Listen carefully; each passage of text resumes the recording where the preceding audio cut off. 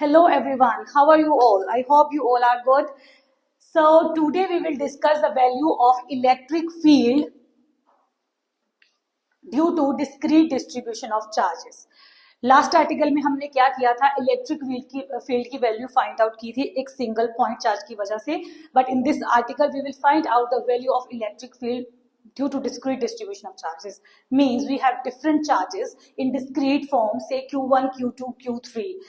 In this diagram I have taken only 3 charges so that it doesn't look complicated. Diagram जो है वो complicated ना लगे, मैंने diagram में सिर्फ 3 charges लिए हैं. Suppose we have n discrete charges and because of these n discrete charges we need to find out the value of electric field at point P.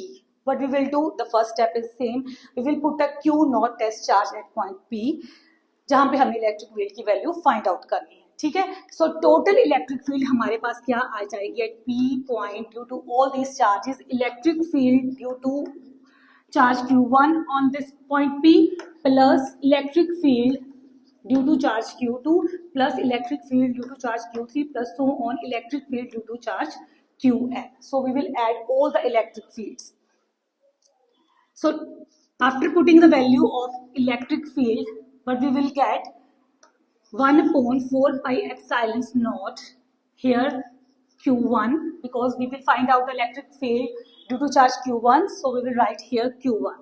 So there is one difference in electric field expression and force expression. In force we will write here the 2 charges, but electric field we will write down only 1 charge, जिसकी वजह से हम electric field find out कर रहे हैं. Because हम यहाँ पे Q1 चार्ज की वजह से इलेक्ट्रिक फील्ड फाइंड आउट कर रहे हैं E1 में, तो इस यहाँ पे हमारे पास Q1 आ जाएगा. ठीक है, और डिस्टेंस कितना है इन दोनों चार्जेस के बीच में, सपोज R1 नॉट स्क्वायर. तो इलेक्ट्रिक फील्ड में ये चीज आती है क्यूब और यहाँ पे R1 नॉट का वेक्टर आ जाता है. ठीक है, ऐसे ही हम सिमिलरली करके सारी वैल्यूज पुट करके यहाँ पे जनरल वैल्यू बनेगी 4 पाई epsilon not Qn nth charge के लिए Rn0 cube Rn0 vector. Okay, अब क्योंकि ये एडिशन लंबी है अप टू n चार्जेस, इसको सिंप्लीफाई करने के लिए अगर हमारे पास डिस्क्रीट चार्जेस हैं वी विल यूज समेशन. जितने भी नॉन मेडिकल के बच्चे होंगे उनको पता होगा कि हमने अगर डिस्क्रीट चार्जेस हैं तो उनको ऐड करने के लिए in easy form we will use summation. तो so in the summation form the value of electric field will be, because 1/4 pi epsilon naught is common in all, so we will get this outside and inside what is left summation, because we have the charges Q1, Q2, Q3 up to Qn, we can write it Qi. Okay, where I varies from 1 to n. तो summation की value जो है वो i, जब इस summation को open करेंगे i की वैल्यू 1 पुट करेंगे तो Q1 बन जाएगा, i की वैल्यू 2 पुट करेंगे तो Q2 बन जाएगा. तो हमें यही मिल जाएगी, यही चीज मिल जाएगी when we open this summation. Okay, divided by R10, R20, R30 up to Rn0. तो इसको जनरल फॉर्म में हम क्या लिख लेंगे, Ri0 क्यूब Ri0 वेक्टर.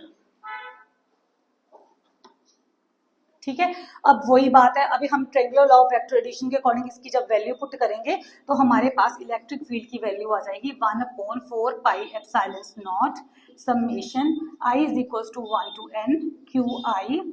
इसको जब मैग्नीट्यूड की फॉर्म में वेक्टर फॉर्म में लिखेंगे तो बार लगा देंगे ये बनेगा R0 vector minus Ri vector. इसकी वैल्यू पुट करेंगे R0 vector minus Ri vector.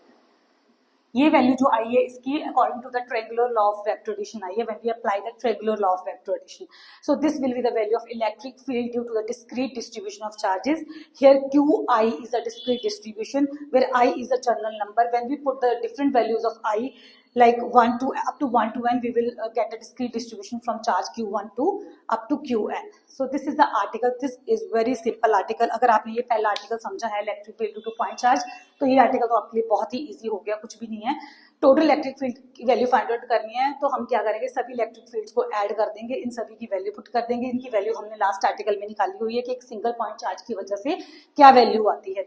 इनकी वैल्यू पुट करने के बाद 1/4 पाई एप्सिलॉन कॉमन ले लेंगे, उसको समेशन की फॉर्म में लिख देंगे, तो ट्रायंगुलर लॉ के अकॉर्डिंग इस वेक्टर की वैल्यू पुट कर देंगे, we will get the answer. I hope आपको ये आर्टिकल बहुत ही सिंपल और स्वीट लगा होगा. है physics tough? Physics is not an tough subject, is not a tough subject. Physics जो है वो बहुत ही सिंपल सब्जेक्ट है अगर थोड़ा सा दिमाग से किया जाए।